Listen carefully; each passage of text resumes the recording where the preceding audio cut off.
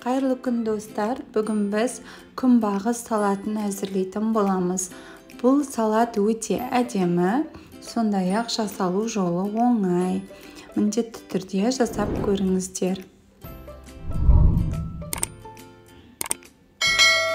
Қажетті заттар: қызанақ, колбаса, консервіленген кукуруз, ірімшік, қайнатылған картоп, чипсы және майонез.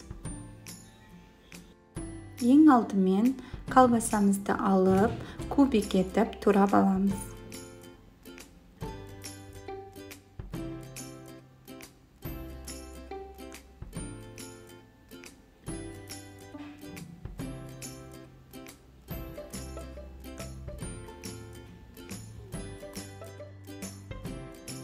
Майонез жағамыз.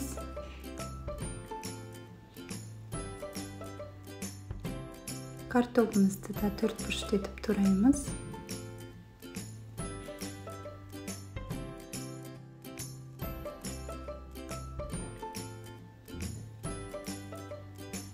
Майонез жағамыз.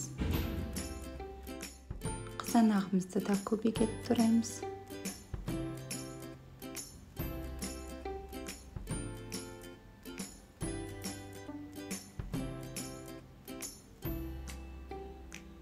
Үстінен майонез жағамыз.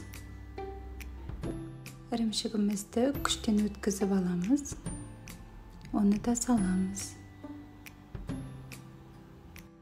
Үстінен майонез жағамыз. Ең бетіне осылай консервіленген кукурузды саламыз. Жан жағын чипсы қытырлағымен осылай айналдыра әрлеп шығамыз. Енді әдемілік үшін жан жағын осылай укроппен әсемдесеңіздер болады.